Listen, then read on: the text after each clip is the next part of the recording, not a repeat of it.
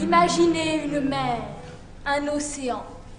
Cet océan représente la pensée, plus précisément l'imagination. Imaginez que les histoires, les intrigues et les personnages en soient tirés.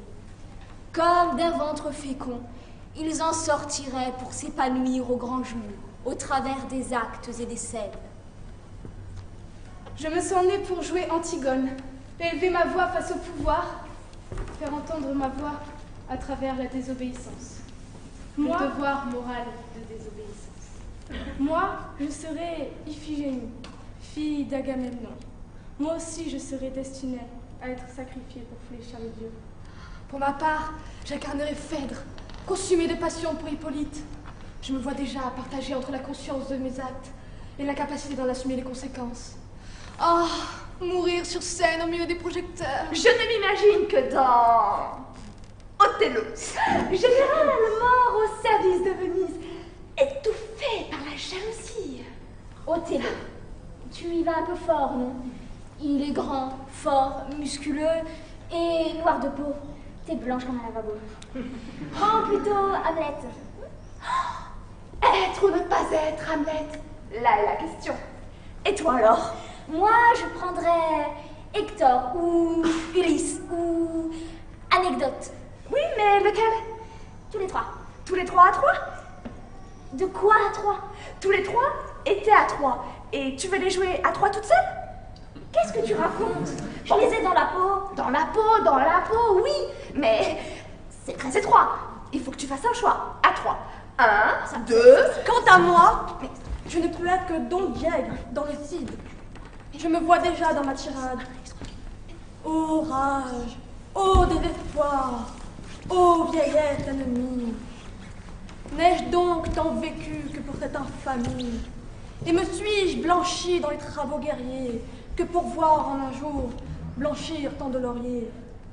Mon bras, qu'avec respect toute l'Espagne admire, mon bras qui tant de fois a sauvé cet empire, tant de fois a fermi le trône de ce roi, trahis donc ma querelle et ne fais rien pour moi. Ô cruel souvenir de ma gloire passée, œuvre de tant de jours, en un jour effacé, nouvelle dignité fatale à mon bonheur, précipice élevé, d'où tombe mon honneur. Faut-il de votre éclat voir triompher le comte et mourir sans vengeance ou vivre dans la honte? Et ton jaloux orgueil par cet affront insigne, malgré les choix du roi m'en assurant indigne. Mais d'accord, tout de glace, inutile ornement, faire jadis tant à craindre, et qui dans cette offense m'a servi de parade et non pas de défense. Va, quitte désormais le dernier des humains, passe pour me venger en de meilleures mains. Passe pour me venger en de meilleures mains. De meilleures mains. De meilleures mains. Mais la fatalité fait que le choix ne nous incombe jamais. Nous restons des instruments qui font ce que leur ordonne. Et moi, je vous le dis, qui me sens jouer Don Juan, je suis sur le point d'incarner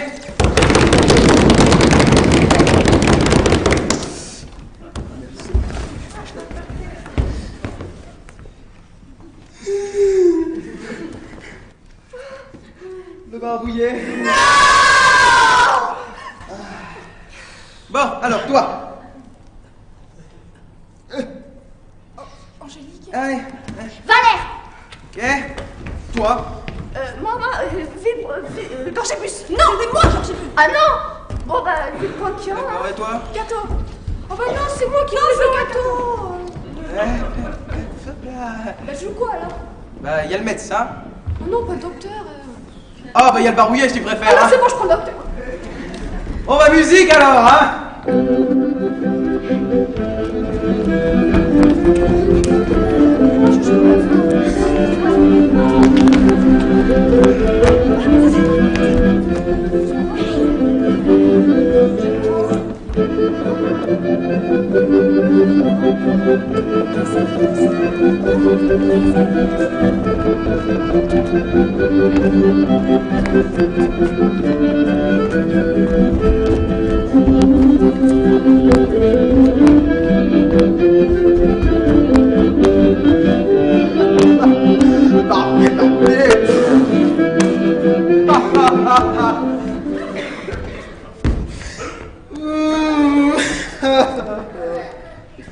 Oh, il faut avouer, je suis le plus malheureux de tous les hommes. J'ai une femme qui me fait enrager, car au lieu de faire les choses à mon souhait, madame aime la promenade, fréquente je ne sais quelle sorte de gens, et elle aime la bonne chair. Il faut pourtant la punir. Oui.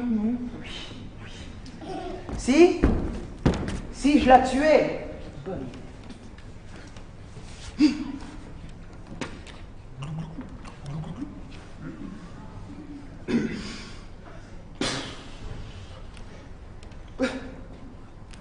Chérie! Tiens. Chine.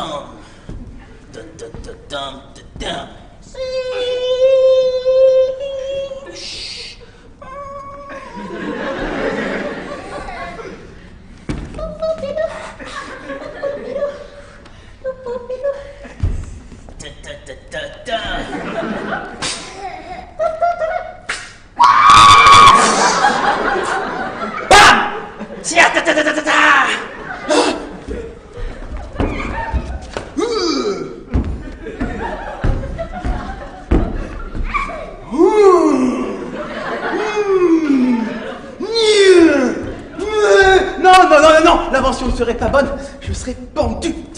Tiens. Si je quoi? Si je la faisais mettre en prison. Chérie! Tiens!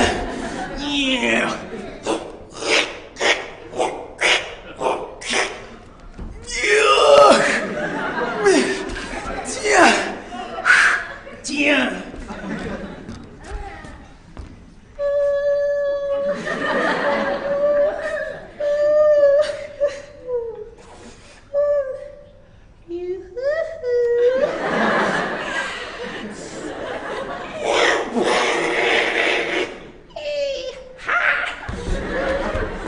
Et non! L'invention ne serait pas bonne! Caron me sortira avec son passe-partout. Mais que faire? Mais voilà, monsieur le docteur qui passe par ici. Il faut que je lui demande un bon conseil sur ce que je dois faire. Non mais stop!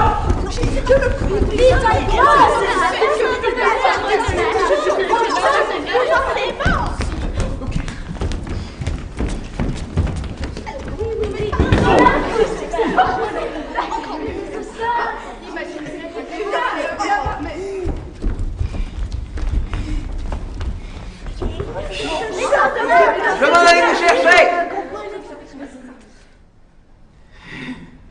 Je m'en allais vous chercher pour vous faire une prière sur une chose qui m'est d'importance.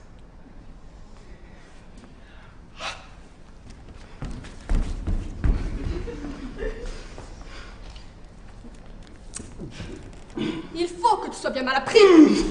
Bien lourdeau et bien mal morigéné, mon ami. puisque tu m'abordes sans sauter ton chapeau. Sans observer rationem logit temporis et personae. Quoi?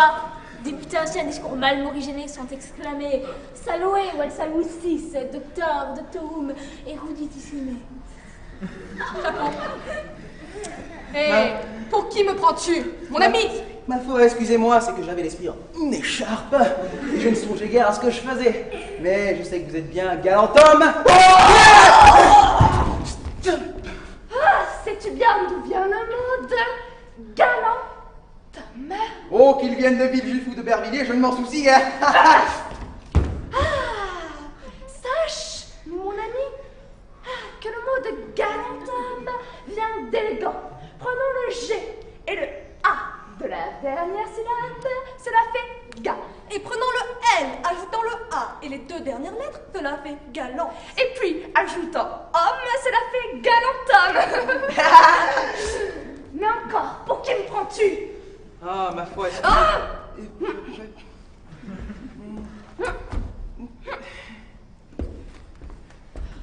Ah, ma foi, excusez-moi. Mais bon, hors ça, parlons un peu de l'affaire que j'ai à vous proposer. Il faut que vous sachiez...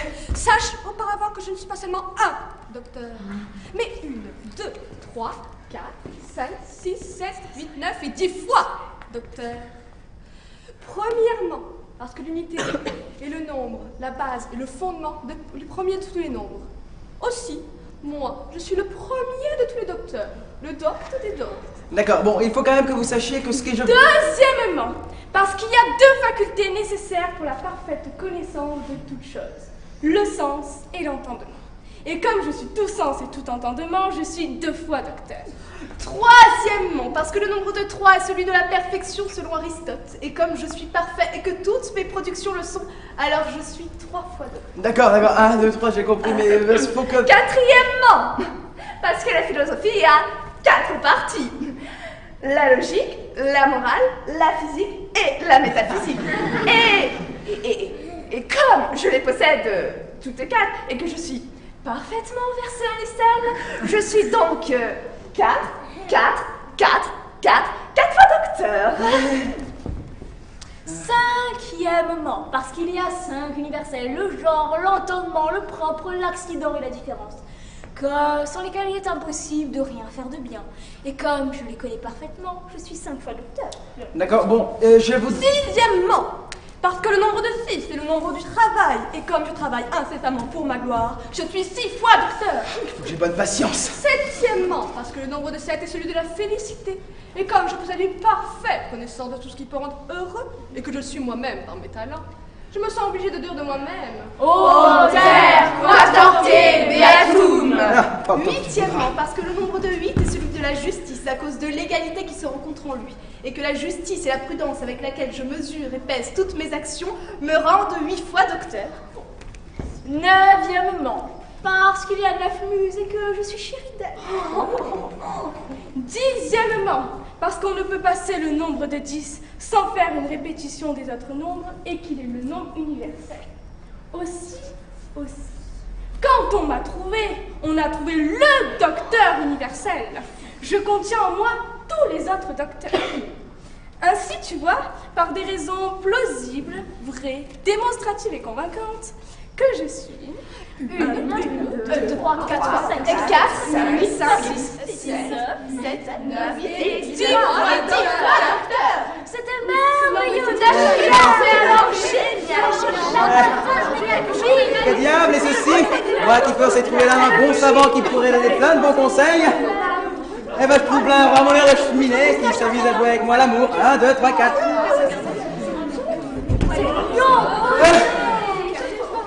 Bon, il faut quand même que vous sachiez que je ne suis pas un homme à vous faire perdre vos peines. Et que si vous me satisfaisiez ce que je veux de vous, je vous donnerai en échange de l'argent. Enfin, si vous en voulez, hein. De l'argent? Oui, de l'argent et toute autre chose que vous pourriez demander. Tu me prends pour un homme à qui l'argent fait tout faire? Pour un homme attaché à l'intérêt? Pour une âme mercenaire? Sache, mon ami, que tu me donnerais une bourse pleine de pistoles, que cette bourse serait dans une riche boîte. Cette boîte, dans un étui précieux, cet étui dans un coffret admirable. Ce coffret dans un cabinet curieux. Ce cabinet dans une chambre magnifique. Cette chambre dans un appartement agréable. Cet appartement dans un château pompeux. Ce château dans une citadelle incomparable. Cette citadelle dans une ville célèbre. Cette île dans une ville fertile. Cette île dans une province opulente. Cette province dans une monarchie florissante. Cette monarchie dans tout le monde. Et que tu me donnerais le monde, où serait cette monarchie florissante? Où serait cette province opulente? Où serait cette île fertile? Où serait cette ville célèbre? Où serait cette citadelle incomparable? Où serait ce château fort? Où serait cet appartement agréable? Où serait ce cabinet curieux? Où serait ce coffret admirable? Où serait cet étui précieux? Où serait cette riche boîte dans laquelle se trouverait une bourse pleine de pistoles? Que je me soucierais aussi plus de toi et de ton argent que de cela.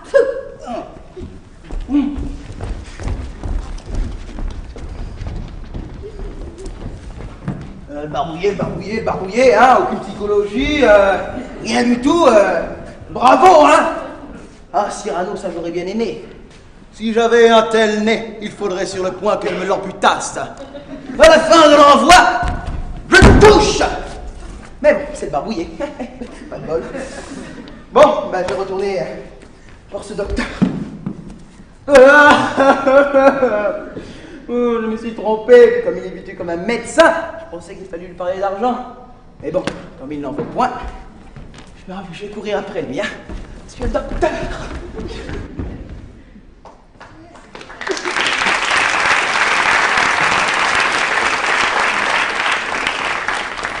C'est vrai que Cyrano, c'est un joli texte. Et si on jouait la scène du balcon? Moi, je serais Christian, toi, Cyrano. Installons un balcon de fortune. Là-bas.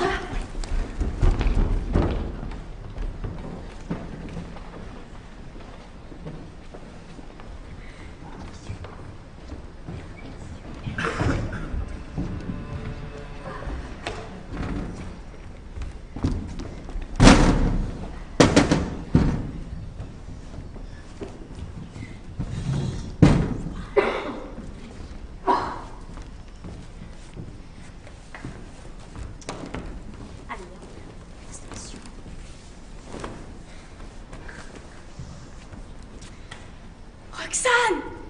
Attends, quelques cailloux.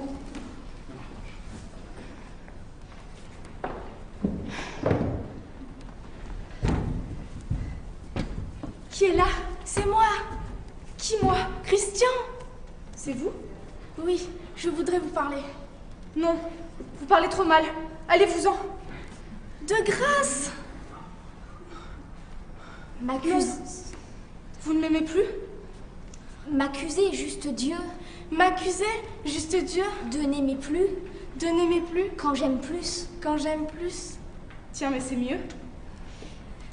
L'amour grandit bercé dans mon âme inquiète. L'amour grandit bercé dans mon âme inquiète. Que ce cruel marmot a pris pour Barcelonnette. Que ce cruel marmot a pris pour Barcelonnette. Tiens, mais c'est mieux. Mais, puisqu'il est cruel, vous fûtes sot de ne pas cet amour l'étouffer au berceau. Aussi l'ai-je tenté, mais... Aussi l'ai-je tenté, mais... Tentative nulle, ce nouveau-né, madame, est un petit Hercule. Mais tentative nulle, ce nouveau-né, madame, est un petit Hercule. Tiens, mais c'est mieux. Laissez-moi parler encore un peu. Dis-le. Laissez-moi parler encore un peu. Mais... aujourd'hui, vous avez une toute autre voix. C'est normal. Cela devient trop difficile. C'est normal, il fait nuit. Dans cette... Et puis, les mots vous cherchent. Dans cette ombre à tâtons, ils cherchent votre oreille. Les miens n'éprouvent pas difficulté pareille. Ils trouvent tout de suite. Oh, cela va de soi. C'est dans mon cœur, eux, que je le reçois. Or, j'ai le cœur grand, vous l'oreille petite. Et puis, vos mots vous descendent. Ils vont vite, les miens montent. Ils mettent plus de temps. Mais ils montent bien mieux depuis quelques instants. De cette gymnastique, ils ont pris l'habitude. Je vous parle en effet d'une vraie altitude. Certes, et vous me tueriez si de cette hauteur, vous me laissiez tomber un mot dur sur le cœur. Je descends alors. Montez sur le banc, vite. Non. Comment non? Laissez un peu que l'on profite de cette occasion que l'on a de se parler doucement, sans se voir. Sans se voir? Mais oui, c'est adorable, on se devine à peine. Vous voyez que la noirceur d'un long manteau qui traîne, je ne devine que la blancheur d'une robe d'été, je ne suis qu'une ombre, et vous qu'une clarté. Vous ignorez pour moi ce que sont ces instants. Si quelquefois je fus éloquent, Vous le fûtes. c'est que jamais jusqu'ici mes sentiments n'étaient sortis de mon vrai cœur. Pourquoi? Mais par peur d'être raillé, Mais raillé de quoi? d'un élan. Toujours la peur au cœur me serre. Je vais pour décrocher l'étoile et je m'arrête par peur du ridicule à cueillir la fleurette. La fleurette a du bon. Ce soir, dédaignons-la. Mais l'esprit? C'est un crime dans l'amour de prolonger cet escrime. Il vient d'ailleurs un moment, inévitablement, et je plains ceux pour qui ne vient pas ce moment, où nous sentons qu'en nous un amour noble existe, et que chaque joli mot que nous disons rend triste.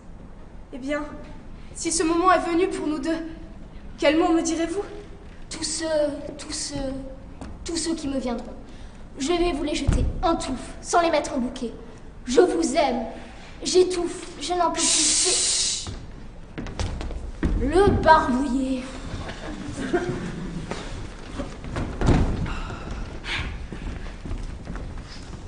Monsieur, vous m'obligez beaucoup de me tenir quelquefois compagnie. Mon mari est si mal bâti, si débauché, si ivrogne, que ce m'est un supplice d'être avec lui. Et je vous laisse imaginer quelle satisfaction on peut obtenir d'un rustre comme lui. Mademoiselle, je suis ravie que vous répondiez comme telle à mes empressements. Et je mettrai tout mon pouvoir en œuvre pour assurer votre divertissement. Changez de discours. Voilà le vampire qui arrive. Mademoiselle, je suis au désespoir de vous annoncer de si mauvaises nouvelles, mais aussi bien les auriez-vous apprises de quelqu'un d'autre.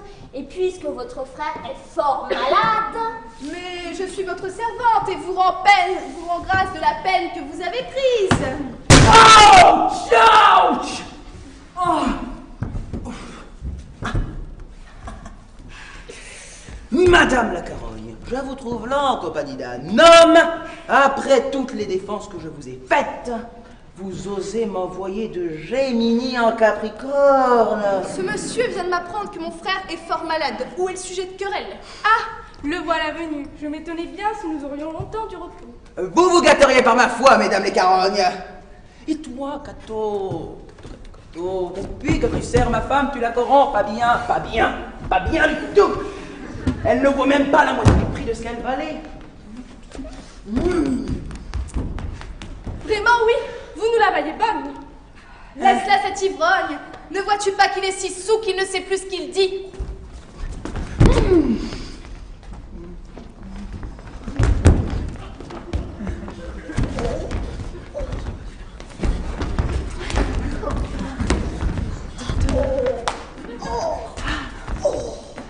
Ne voilà pas encore mon mot du gendre qui querelle ma fille.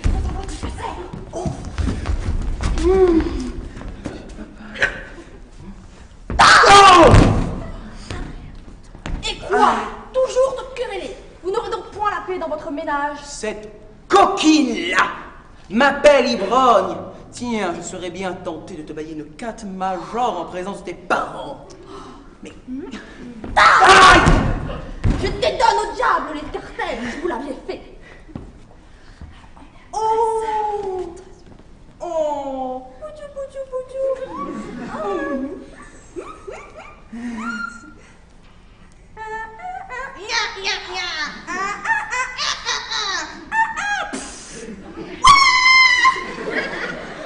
Aussi, c'est lui qui commence toujours. Que maudite soit l'heure que vous avez choisi ce grigou!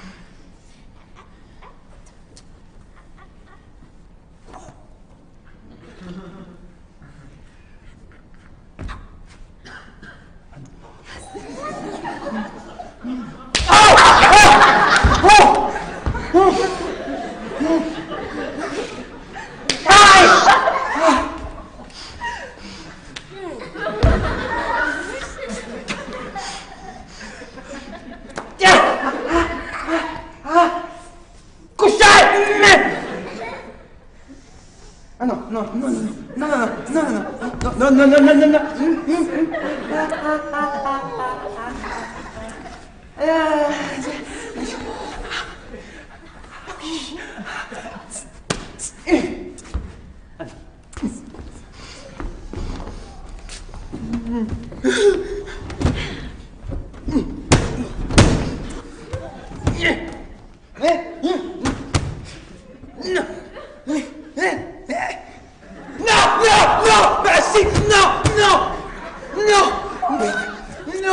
Non, non, non, vous n'allez pas dire ça. Non. Non, non. Allons, taisez-vous. La paix.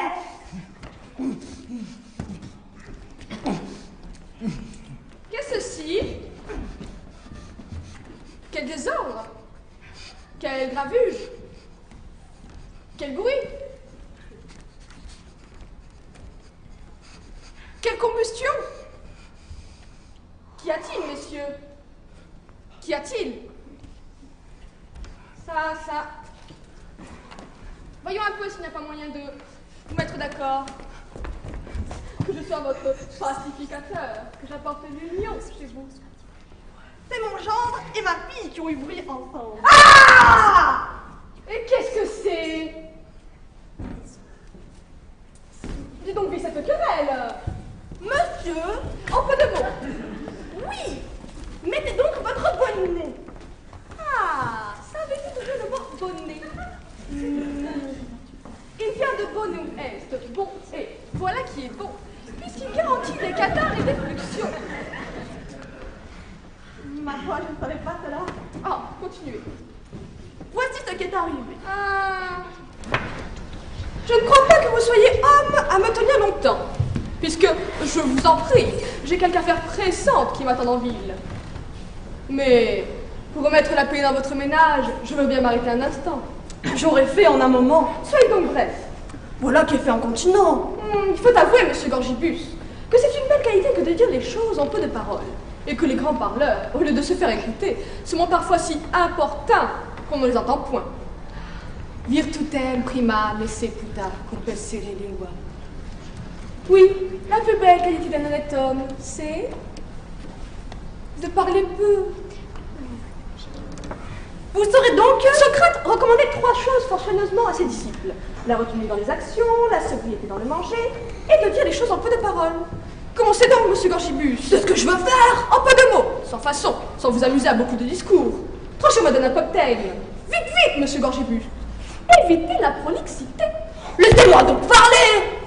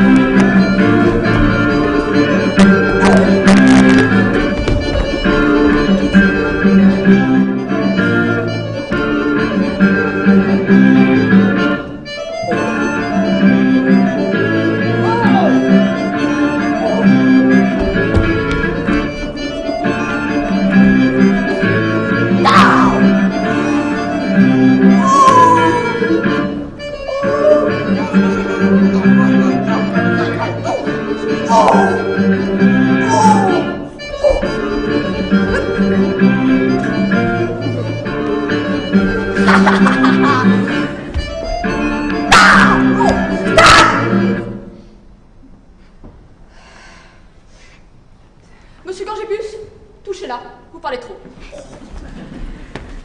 Il faut que quelqu'un autre me cause la cause de cette querelle. Non. Monsieur le docteur, vous saurez que vous êtes un ignare, un indoct, Un ami niable de toutes les bonnes disciplines. Un âne en beau français. Et quoi? Commencer la narration sans faire un mot d'exorde?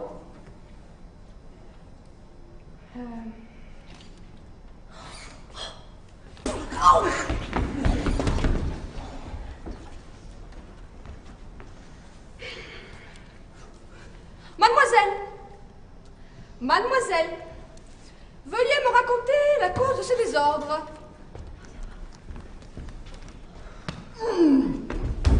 Voyez-vous là, mon gros coquin, mon sac à vin de mari? Doucement, mademoiselle. Veuillez parler avec respect de votre épouse. Surtout devant la moustache d'un docteur comme moi. Mais je me moque bien de vous et de votre doctrine. Je suis docteur, moi aussi, quand je le veux. Tu es docteur quand tu veux? Eh bien, moi, je trouve que tu es un plaisant docteur. Des parties de raison, tu n'aimes que la conjonction. Du genre, le masculin. Des déclinaisons, le génitif. De la syntaxe mobile cum fixo.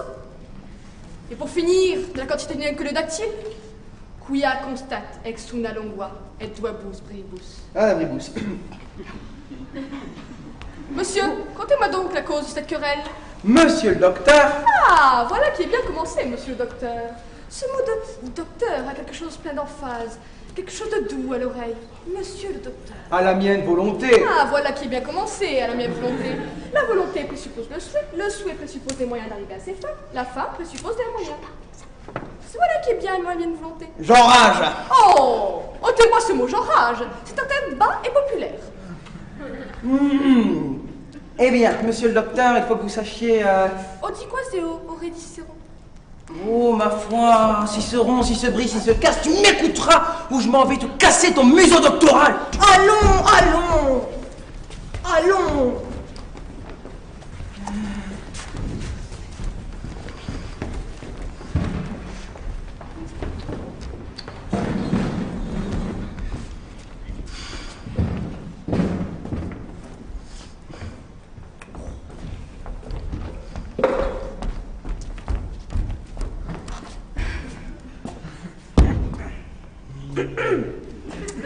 Ma fille, embrassez votre mari et soyez bons amis. Adieu, serviteur, et bonsoir.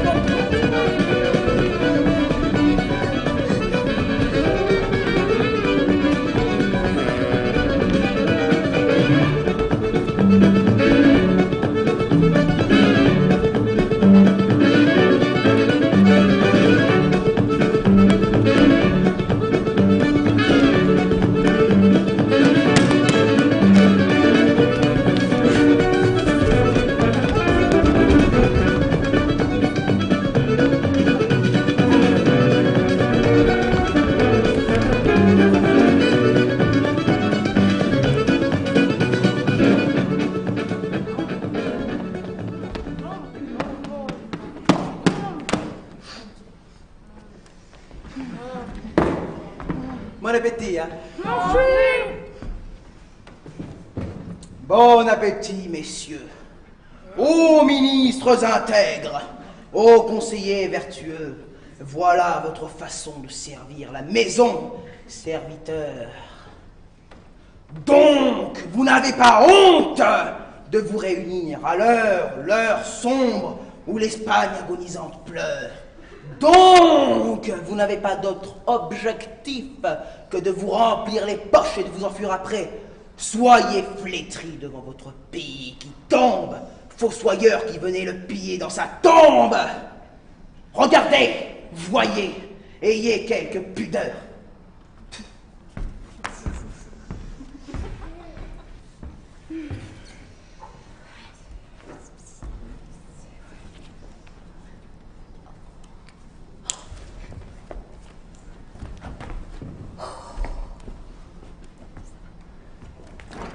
Bla bla bla bla bla bla bla bla. La physique explique les principes des choses naturelles et les discours de la nature des éléments, des minéraux, des pierres, des plantes et des animaux. Et nous enseigne les causes de tous les météores, l'arc-en-ciel, les feux volants, les comètes, les éclairs, le tonnerre, la pluie, la neige, les vents et les tourbillons. Il y a trop de tintamarre là-dedans, trop de brouillamini, oui. Que voulez-vous donc que je vous apprenne? Apprenez-moi l'orthographe. Oui. Volontiers. Après, vous m'apprendrez l'almanach pour savoir quand il y a de la lune et quand il n'y en a point. Soit. Pour bien suivre votre pensée et traiter cette matière en philosophe, il faut donc commencer, selon l'ordre des choses, par une exacte connaissance de la nature des lettres et de la différente manière de les prononcer toutes. Et là-dessus, j'ai à vous dire que les lettres sont divisées en voyelles. Ainsi dites voyelles parce qu'elles expriment les voix. Et les consonnes, ainsi appelées consonnes, parce qu'elles sonnent avec les voyelles. Et ne font que marquer les diverses articulations des voix. Il y a 5 voyelles ou 20. A, E, I, O, U. J'entends tout cela, oui, oui. La voix A se forme en ouvrant fort la bouche. Ah, ah, ah, oui, ah. La voix E se forme en rapprochant la mâchoire d'en bas de celle d'en haut. A, E,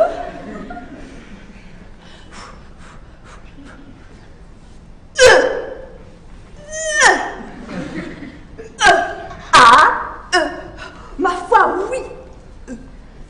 La voix I se forme en rapprochant les mâchoires l'une de l'autre et écartant les deux coins de la bouche vers les oreilles. A, E,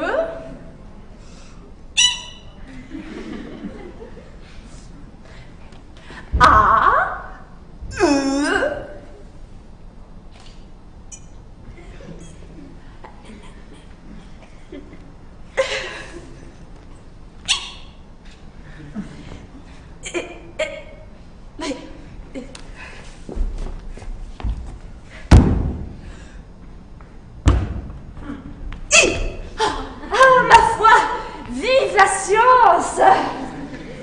La voix O se forme en ouvrant les mâchoires et rapprochant les lèvres par les deux coins. O, Oh, oh, oh, oh, oh, oui. Oh, les belles choses, les belles choses. Que cela, que c'est admirable. A, E, I, O. Oh. L'ouverture de la bouche fait comme un petit rond qui représente un O. Oui, oh, oh, oh, les belles choses, que de savoir quelque chose. Oh, oh, oh. La voix U se forme en rapprochant les dents sans les rejoindre entièrement, les approchant aussi l'une de l'autre sans les rejoindre tout à fait. Vos deux lèvres s'allongent comme si vous faisiez U, U, U. Donc, comme si vous faisiez l'amour. Et vous pouviez vous moquer de quelqu'un en faisant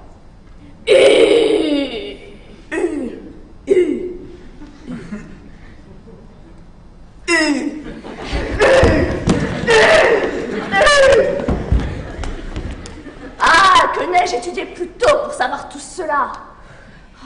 Demain, je vous apprendrai les autres lettres qui sont les consonnes.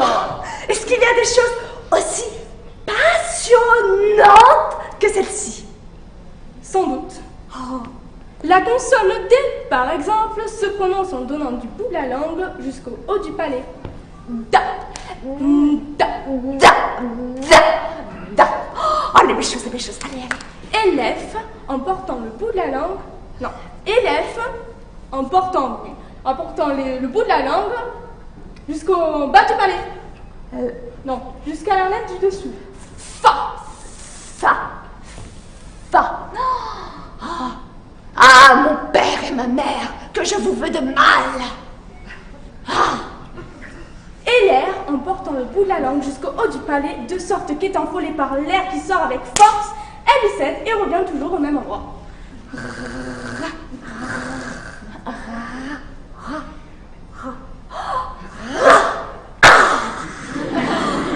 Ah, l'habile homme que vous êtes. Et que n'ai-je étudié pour savoir tout cela? Je vous apprendrai toutes ces curiosités. Attendez, il faut que je vous fasse une confidence. Je suis amoureux d'une personne de grande qualité et j'aimerais que vous m'aidassiez à lui écrire dans un petit billet que je laisserai tomber à ses pieds. Fort bien. Oh, cela sera galant. Très probablement. Sont-ce des vers que voulez-vous les écrire? Non, point de vers. Seulement de la prose. Non, ni de la prose. Il faut bien que ce soit l'un ou l'autre. Pourquoi? Par la raison, monsieur, qu'il n'y a pour s'exprimer que la prose ou les vers. Il n'y a que la prose ou les vers? Non, tout ce qui n'est point prose est vers et tout ce qui n'est point vers est prose. Et comme l'on parle, qu'est-ce que c'est donc cela? De la prose. Oh, quoi? Quand je dis l'école, apporte-moi mes pantoufles et mon bonnet de nuit. C'est de la prose? Oui, monsieur. Bravo. Cela fait plus de 40 ans que je dis de la prose, sans que j'en suce rien. Vrai? Et je vous suis le plus obligé du monde de m'avoir appris tout cela. Je voudrais donc lui mettre dans le billet. Belle marquise, vos beaux yeux me font mourir d'amour. Mais j'aimerais que cela fût tourné à la mode, bien comme il faut. Eh bien, ces yeux, Écoutez, vous pouvez lui mettre que le feu de ses yeux vous réduit en cendres, que pour elle vous souffrez 1000 douleurs, que jour et... Non, vous dis-je. Je ne veux que ces paroles que je vous ai dites. Dans le billet, belle marquise, vos beaux yeux me font mourir d'amour. Il faut bien étoffer un peu la chose. Non. Je veux que cela fût tourné à la mode, comme il faut. Je vous prie un peu de me dire les diverses manières dont on peut les dire. Bien. On peut dire premièrement, comme vous l'avez dit, belle marquise, vos beaux yeux me font mourir d'amour. Ou bien, d'amour me font, belle marquise, vos beaux yeux mourir. Ou bien, mourir me font, belle marquise, d'amour vos beaux yeux. Ou bien, vos yeux beaux d'amour me font, belle marquise, mourir. Ou bien, mourir d'amour, belle marquise, vos beaux yeux me font. Ou bien, me font mourir d'amour, vos beaux yeux, belle marquise. Et de toutes ces façons-là, laquelle est la meilleure? Celle que vous avez dite en premier. Belle marquise, vos beaux yeux me font mourir d'amour.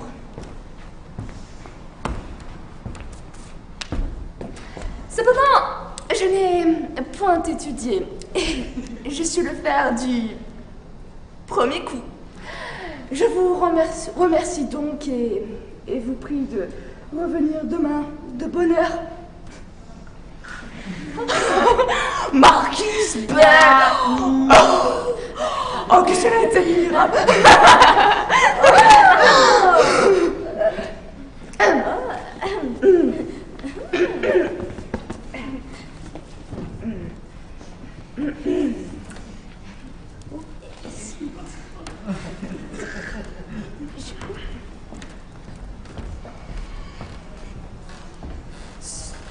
Je vous suis gré du soin que vous avez pris pour moi et je vous promets de me rendre dans 1 heure à l'assignation que vous me donnez. Non, cela ne peut se différer. Et si vous attendez un quart d'heure, le bal sera terminé et vous n'aurez pas la chance de voir celle que vous aimez. Enfin, si vous n'y venez tout présentement. Allons-y donc ensemble de ce pas. Oui.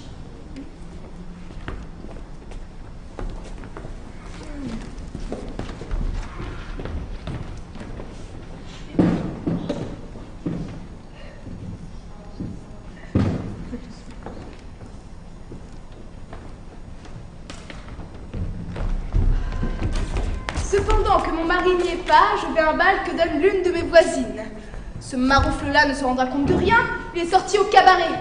M'a laissée toute seule toute la journée comme si j'étais son chien.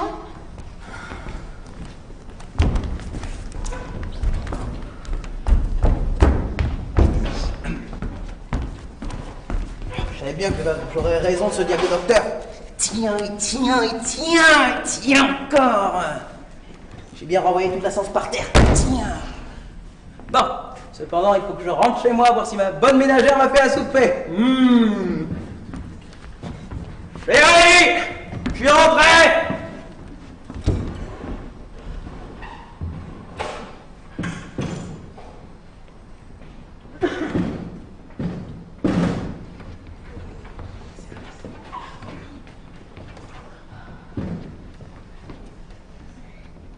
Que je suis malheureuse.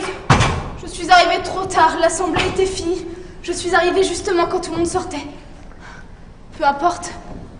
Il faut que je rentre au logis. Mais la porte est fermée. Cato! Cato! Cato, eh bien qu'a-t-elle fait, Cato? Et d'où venez-vous, Madame la Carogne? Ouvre-moi seulement et je te le dirai après. Oui, c'est ça, hein? Je nous ferai une coureuse de rue comme toi. Tu peux retourner coucher d'où tu viens, ou si tu le préfères, dans la rue. Je ne sais si c'est imagination, mais mon front me paraît plus rude de moitié. Eh bien, qu'en veux-tu dire? Tu me querelles quand je suis en compagnie? Que faut-il donc faire? Il faut être retiré de la maison, avoir soin du ménage, prendre soin des enfants, donner ordre au souper et avoir soin de son mari. Mais sans tant de discours inutiles, adieu, bonsoir et me laisse en repos. Tu ne veux donc pas m'ouvrir? Non!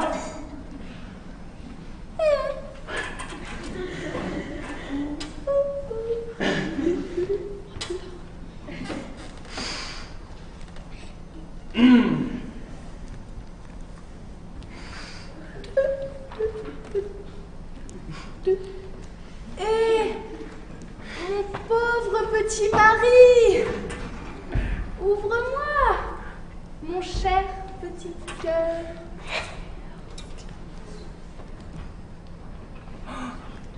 Ah, crocodile! Ah, serpent dangereux!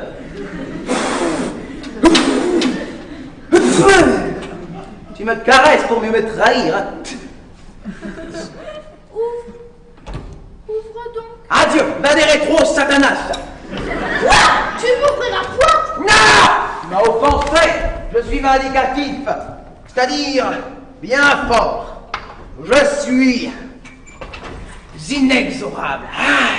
Sais-tu bien que si tu me pousses à bout et que tu me mettes en colère, je ferai quelque chose dont tu te repentiras?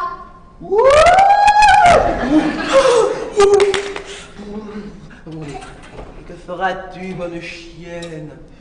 Tiens, si tu ne m'ouvres, je m'en vais me tuer devant la porte. Mes parents qui doivent venir tout à l'heure pour savoir si nous sommes bien ensemble me trouveront morte et tu seras pendue.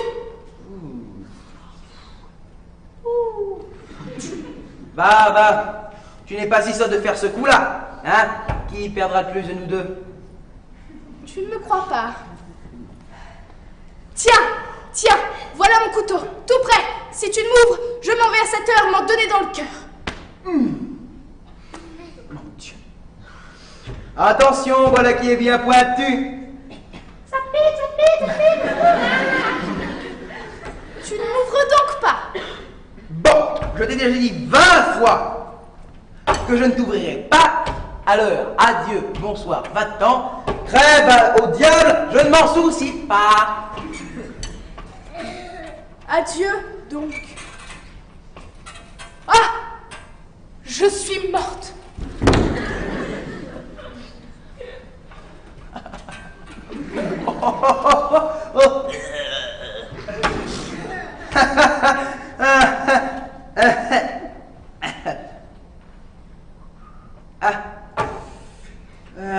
Ce que je vois, elle l'a fait. Bon, faut que je descende pour voir si elle a vraiment fait, hein.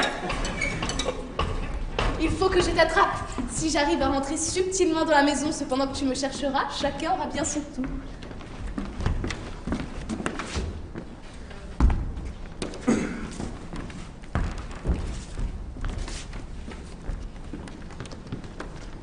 Eh bien, ne l'ai-je pas bien dit? Elle est morte.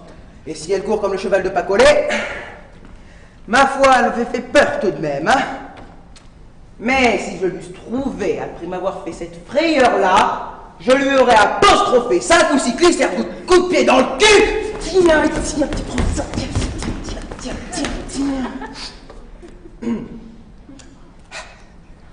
Bon, je peux pas. Bon, je vais me coucher, hein.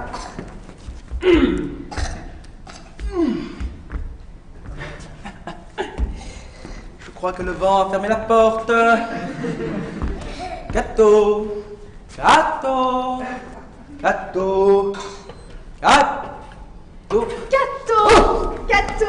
Eh bien, qu'a-t-elle fait, Cato? D'où venez-vous, monsieur l'ivrogne? Ah, Sakara, infâme. Mes parents sauront y vérité. Laisser une femme seule, avec des petits-enfants à croquer le marmot tout le long du jour, sans savoir s'ils ont besoin de quoi que ce soit. Ouvre vite, diablesse, je te jure, je te casse la tête! Qu'est-ce que ceci? Toujours de la dispute, de la querelle et de la dissension. Et quoi? Vous ne serez jamais d'accord? Mais le voilà, il rentre, ivrogne, alors qu'il est, il me menace. Mais aussi, ce n'est pas là l'heure de revenir. Ne devriez-vous pas, comme un bon père de famille, vous retirer de bonne heure et bien vivre avec votre femme? Mais c'est pas moi, c'est elle! Demandez à ces messieurs dans le parterre, là! Ah, que l'innocence est opprimée! Ça. Allons, accordez-vous. Demandez-lui pardon. Alors ça, jamais! Alors là, non, jamais! Ah non. Allons, ma fille, embrassez votre mari et soyez bons amis. Non. Et quoi? Toujours des querelles, des disputes, des bruits, de la dissension, des altercations éternelles? Qu'y a-t-il donc, monsieur? Non, monsieur le docteur, ce n'est rien. Tout le monde est d'accord. Ah, en parlant d'accord, voulez-vous que je vous lise un chapitre d'Aristote où on raconte que toutes les parties de l'univers ne subsistent entre elles que par l'accord qu'il existe entre eux? Cela est-il bien long? Non, ce n'est pas long, cela fait 60 ou 80 pages. Non, adieu, bonsoir. Nous vous remercions. Vous n'en êtes pas besoin.